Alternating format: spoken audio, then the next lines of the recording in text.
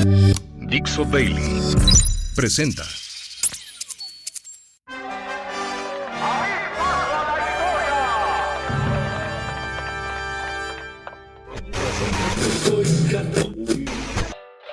Damas y caballeros, aquí se platican historias, Anécdotas y efemérides. Porque jamás la historia se atrevió a tanto. Con Alejandro Rosas. Esto es Porque jamás la historia se atrevió a tanto y estamos ya en vísperas de la Semana Santa, así que aquí traigo algunas historias y muchas anécdotas. Vámonos rápidamente. ¿Se acuerdan aquella canción de Cricri que decía algo así? Los días se van y el pobre calendario se siente a adelgazar. Pues bien, resulta que nosotros tenemos problema con un calendario de 365 días, pero los mexicas no tenían uno, tenían dos. Uno era el Xiuhpohualli y el otro era el Tonalpohualli. les voy a contar. El Xiuhpohualli era su calendario solar, el que determinaba cuándo sembrar, cuándo cosechar, cuándo se debía pagar el tributo, cuándo era, adecuado para ir a la guerra y, desde luego, determinaba también las grandes festividades religiosas. Digamos que el Xiuhpohualli era, como hoy, tenemos nuestro año de 365 días. Y de hecho, el Xiuhpohualli tenía 365 días, nada más que la diferencia es que estaba dividido en 18 meses de 20 días, lo que sumaba 360 días en total. ¿Qué sucedía con los otros 5 para llegar a los 365 días? Pues esos 5 días que quedaban, volando, se les conocía como los días aciagos. Eran los peores del año, todo lo malo podía suceder, así que pues prácticamente los mexicas se encerraban en sus habitaciones, en sus casas, practicaban el autosacrificio para tratar de salvar el escollo, que no cayeran desgracias. Era momento de no tomar decisiones importantes y ni de chiste casarse, por ejemplo. Algunos cronistas incluso cuentan que los mexicas evitaban tener sexo, no se fueran a acalambrar por ahí. El hecho es que esos días eran los peores del año, 5 días aciagos, y una vez que pasaba eso, todo volvía a la normalidad. Empezaban nuevamente esos 18 meses de 20 días. Fuera de eso, era el calendario solar. El Xiuhpohualli era el calendario común a todos los habitantes del imperio, el que marcaba la vida cotidiana de la sociedad en su conjunto. No hay más que explicar. Pero el otro es más interesante, el Tonalpohualli, que también significa la cuenta de los días. Este era de carácter ritual y adivinatorio. Y lo interesante es que definía el destino de cada persona de acuerdo con el día de su nacimiento. O sea, prácticamente te individualizaban el futuro que te esperaba, el destino que te aguardaba. Entonces ahí les va. El Tonalpohualli era un calendario de 260 días nada más. Cada día se componía de un signo que representaba una superfuerza cósmica y además siempre llevaba un número del 1 al 13. Cuando se agotaban los 13 números, volvía a empezar desde el 1. Los signos eran 20. Tú podías nacer en el día caimán, viento, caza, lagartija, serpiente, muerte, venado, conejo, agua, perro, mono, hierba torcida, caña, jaguar, águila, buitre, movimiento, pedernal, lluvia o flor. Esas eran las opciones que tenías. En cualquiera de esos días podías nacer. Y esos 20 signos se combinaban, como les digo, con 13 números. Entonces se formaban 20 trecenas. La semana mexica no era como la nuestra de 7 días, sino tenía 13 días cada una. Entonces, si se sumaban las 20 trecenas, o sea, las semanas mexicas, tenías un calendario de 260 días. Ahora, los días de nacimiento podían ser benéficos, neutros o funestos. Entonces, si tú nacías en un día benéfico, pues ya la hiciste. El adivino te podía decir, no, pues tú vas a ser guerrero, vas a ser sacerdote, te espera un buen futuro, vas a ser trabajador, familia, etcétera, ¿no? Si te tocaba un día neutro, pues quizá no pasabas de ser perico perro, pero no te iba tan mal. El problema es cuando te tocaba un día funesto, porque entonces podías ser un vago, no un delincuente propiamente, pero sí ser perseguido de la ley de los mexicas, que podía ser alguna manera en que violentabas al Estado de Derecho, podía ser alguien que no era querido, tener enfermedades. Entonces sí dependía mucho de la suerte, por eso era el calendario de los días del destino. Pero, como siempre, se puede arreglar todo. Entonces, por ejemplo, si tú nacías en un día funesto, pues se le mueve por aquí, el sacerdote manipulaba por allá. ¿Y cómo podía mejorar tu día maldito o funesto? Con ofrendas, rezos, baños rituales y sacrificios. Pero también me imagino que una lana de por medio, un cacao por aquí o por allá, el sacerdote podía cambiar simbólicamente la fecha de tu nacimiento.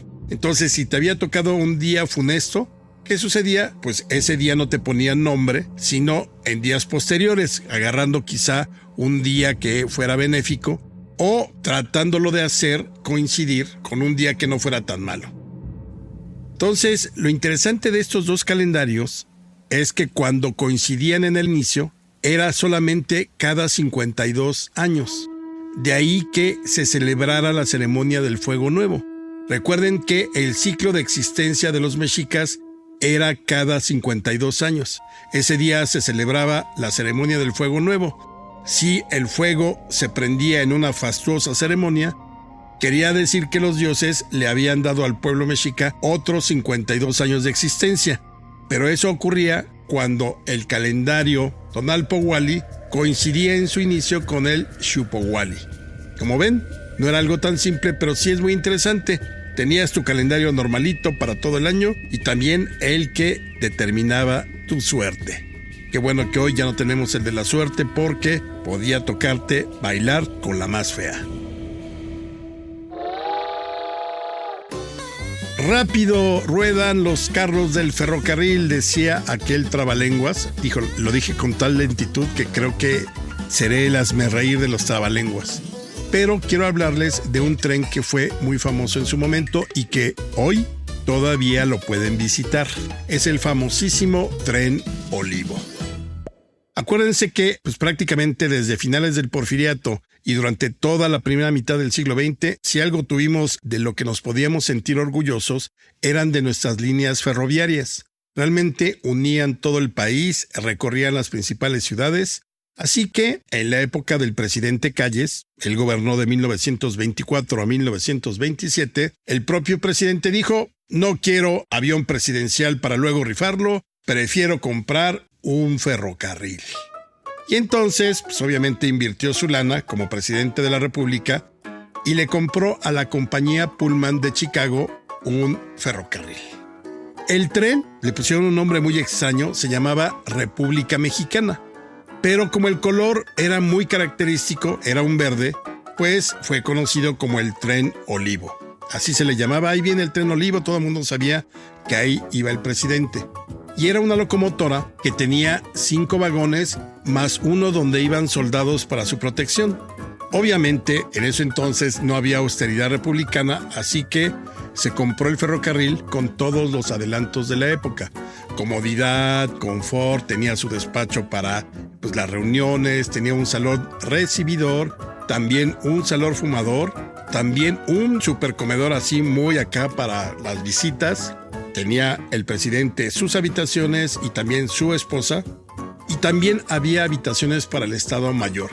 Además, siempre tenían un vagón donde se podía transportar el automóvil presidencial, así que si se iba de gira y de pronto necesitaba el automóvil, pues lo descargaban del ferrocarril y todos felices y contentos. El Tren Olivo llegó a México a principios de 1927. Y fíjense que entre las curiosidades lo utilizaron prácticamente hasta la época de Adolfo López Mateos. Conforme pasaron los años se usó menos porque empezó a utilizarse mucho más el automóvil. Pero, por ejemplo, el Tren Olivo transportó los restos de Natalia Chacón, que fue la primera esposa de Calles que falleció en los años siguientes, pues la trasladaron para traerla a la Ciudad de México. Y también en el Tren Olivo se llevaron los restos de Álvaro Obregón en 1928. Una vez que fue asesinado, la familia dijo: quiero que me lo traigan acá a Guatabampo, Sonora, y se lo llevaron a su tierra natal, y para eso sirvió el ferrocarril. En 1929, plena guerra cristera, pues el Tren Olivo sufrió un atentado, lo descarrilaron, pero aún así siguió funcionando. Fue usado, por ejemplo, por Lázaro Cárdenas muchísimo. Y en 1960, Adolfo López Mateos lo usó para viajar desde la Ciudad de México hasta el pueblo de Dolores Hidalgo en el año en que se conmemoraban los 150 años del inicio de la independencia. ¿Quieren conocer el Tren Olivo? Pues acuérdense, durante algún tiempo estuvo en el Museo de la Comisión Federal de Electricidad, que estaba junto a la Feria de Chapultepec, hoy Aztlán, como se llama. Ahí se podía ver, ya se cerró ese museo, pero el tren se lo llevaron a la zona de museos, donde está el Museo del Mamut, por ejemplo, ahí junto al AIFA. Así que si se pueden dar una vuelta, vale la pena, está bonito. Ven también los mamuts y todos felices y contentos. Así que rápido ruedan las ruedas o los carros del ferrocarril, como quieran. Vamos a nuestra siguiente sección. Francisco Cárdenas había servido durante 15 años en el Cuerpo de Rurales.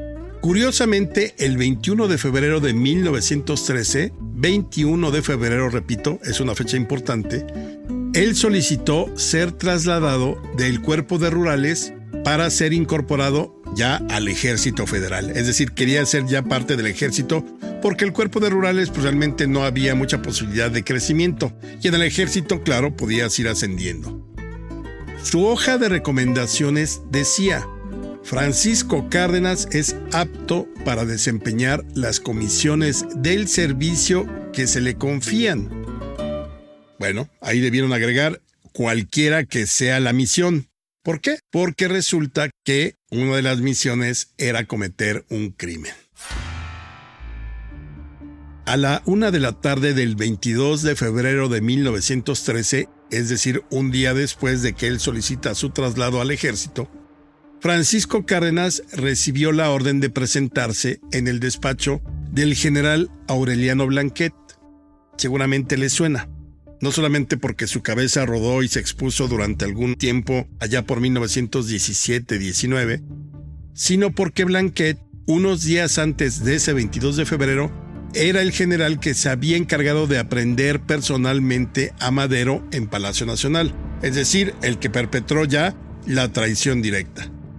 Entonces, Blanquet llama a Francisco Cárdenas, sabe que ha solicitado su cambio al ejército y entonces dicen, pues vamos a aprovecharlo. Entonces, una vez que está con Blanquet, platica sobre el futuro de Madero y Blanquet se lo lleva al Ministerio de Guerra, donde se encontraban Cecilio Ocón, Félix Díaz y Manuel Mondragón, que eran los triunfadores del golpe de Estado contra Madero. En ese momento Madero estaba preso en Palacio Nacional. Entonces Cárdenas, sabiendo cuál era el destino que le esperaba a Madero y a Pino Suárez, porque todavía era la tarde de ese 22 de febrero de 1913, Cárdenas le preguntó a estos hombres, a estos traidores, pues los pormenores de lo que él creía iba a ser un fusilamiento. Cecilio Ocón le dijo, no, a ver, no es un fusilamiento. Vamos a simular un asalto. Sí, vamos a decir que Madero y Pino Suárez los trasladamos a la penitenciaría y en el camino, en un intento fallido por rescatarlos, murieron. Entonces, ya sabiendo lo que le deparaba a Francisco Cárdenas, pues preparó el automóvil, un Protos, era la marca del automóvil, y pues, entonces Cárdenas simplemente, después de decir, bueno, ya entendí las órdenes, quiso hablar directamente con Huerta, pues nada más para que todos estuvieran en el mismo tenor, y le dijo al presidente que el Consejo de Ministros había tomado dicha resolución por el bien de la patria. ¿Cuál era la resolución? Obvio, matar a Madero. Y entonces Cárdenas ya, ahora sí con la bendición de Huerta, con la bendición de los traidores, se regresó para ultimar los detalles y alrededor de las 10 de la noche del 22 de febrero se presentó Cárdenas en Palacio Nacional, le ordenó a Madero que tomara sus cosas, otro oficial de nombre Rafael Pimienta le dijo a Pino Suárez que también tomara las suyas, cada uno se llevó uno a Madero, Cárdenas, y el otro a Pino Suárez, Rafael Pimienta, los subieron a distintos autos y más o menos eran las 10 de la noche y manejaron hasta la penitenciaría de Lecumberri. Ahí Cárdenas habló con un oficial y recibió la indicación de ingresar a la penitenciaría por la parte posterior del edificio. Los avanzaron en medio de la noche oscurísima, los dos vehículos, se detuvieron a espaldas de la construcción, pero se dieron cuenta que realmente no había una entrada franca.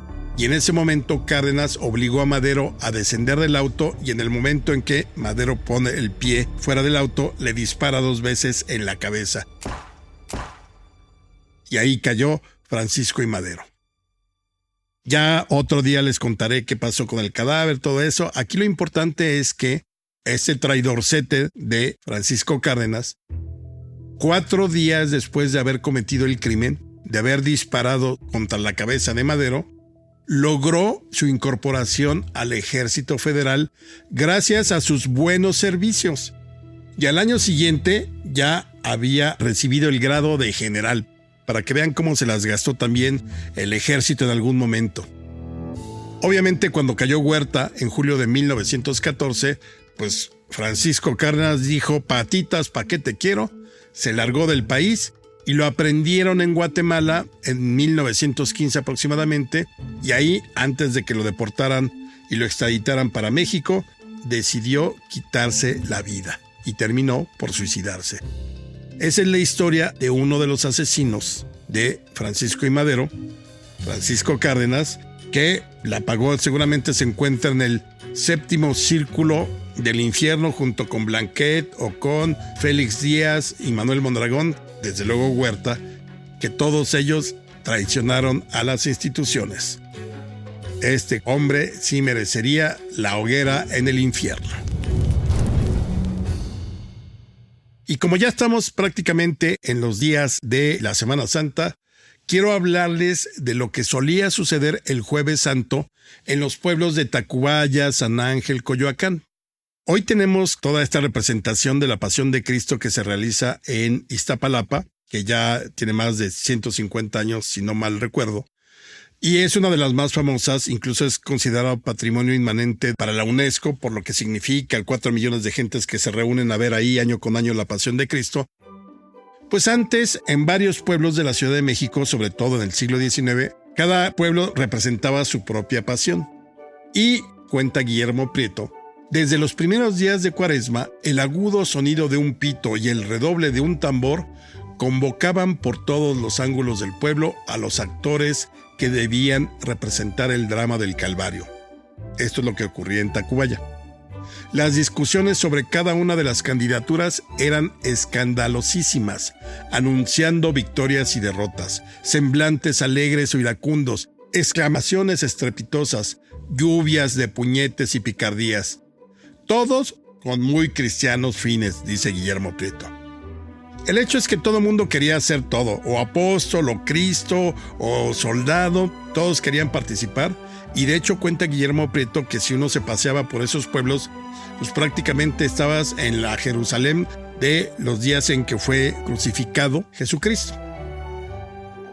Pues obviamente todo el mundo iba disfrazado, y fíjense que uno de los papeles que más gustaba era no ser Cristo, no ser apóstol, sino el del centurión, el que llevaba los mensajes de Herodes a Pilatos, juntaba a los romanos y demás, porque era el hombre que cabalgaba y entonces mostraba la musculatura ahí ante las muchachonas de Tacubaya o de Coyoacán. Entonces todo el mundo quería ser el centurión. Pero, como suele suceder cuando juntas la historia, ya sea de las Sagradas Escrituras o la historia patria, con el chiringuito o el pulque o algún aguardiente extraño, todo puede reescribirse. Y entonces nos cuenta Guillermo Prieto que no pocas veces Pues obviamente a lo largo del Jueves Santo, que es el día del lavatorio de los pies, que es el día en que se instituye la Eucaristía, acuérdense que el jueves en la noche es la última cena, pues obviamente, como buenos mexicanos, en los pueblos, cuando se armaba la última cena, pues no eran las bodas de Canaán, donde hubiera mucho vino, pero sí se servía mucho pulque y aguardiente. Entonces, la Eucaristía se instituía en medio de salud, otra, fondo. Y así, pues el Cristo consagraba la hostia, el pan, todo lo que ya sabemos. Pero los apóstoles también se la pasaban muy bien con su Mesías, con el Señor, con, oye Cristo, oye Chucho, vente para acá, otro brindis. Total, que el pueblo terminaba reescribiendo las escrituras. ¿Por qué? Porque cuando llegaba el momento en que se retiraba después de la última cena Jesús al huerto de Getsemaní, es decir, una representación de ese huerto, y que es ahí donde tenían que llegar los soldados romanos para prender a Cristo, pues obviamente ya los apóstoles estaban muy envalentonados, muy echados para adelante, y entonces impedían que Cristo fuera sometido y aprendido por los romanos. Y con esto se cambiaba totalmente la Sagrada Escritura, salvaban a Cristo, ya no había sacrificio, y la seguían al grito de otra, fondo. Así que muchas veces lo que parecía ser una gran representación religiosa terminaba hasta las manitas con los apóstoles, Judas, Jesús y los romanos. Pero lo que es un hecho es que a Jesús siempre le iba como en feria, como ahora. O sea, la preparación tenía que ser exhaustiva. Y además, con excepción de los clavos, sufría casi lo mismo que el verdadero Cristo. Y fíjense, la marquesa Calderón de la Barca, esposa del primer embajador de España en México, 1839 aproximadamente, escribió cuando vio al Cristo de estas pasiones de pueblo: será un milagro si sobrevive a los trabajos de este día, escribió asombrada la marquesa. Luego de atestiguar que la persona elegida para revivir a Cristo pasaba literalmente las de Caín. Padecía horrores, pero al final, como suele suceder, Jesús derrotaba a la muerte, a la cruda, y resucitaba en medio del júbilo de la concurrencia. Disfrutan estos días santos Y una más. si pueden el 1 de abril. Seamos testigos de otro momento histórico. La Artemisa, la nave que va a ir tripulada, me parece que lleva 2 hombres y 2 mujeres, va a regresar a la Luna. No van a alunizar, pero la van a orbitar. Esto no ocurría desde principios de los años 70, así que el hombre y la mujer ahora regresan a la Luna. 1 de abril, cerca de las 4:24 de nuestra hora, aquí en la Ciudad de México. Pónganle la tele. Son de esos momentos históricos que uno se acordará en el futuro. Ah, sí, cuando lanzaron la Artemis o la Artemisa, yo estaba echando un trago viendo cómo lanzaban a la Artemisa. Disfruten la Semana Santa y les traigo más historias santas en nuestra próxima entrega, el próximo viernes. Soy Alejandro Rosas y esto fue Porque Jamás la Historia se atrevió a tanto.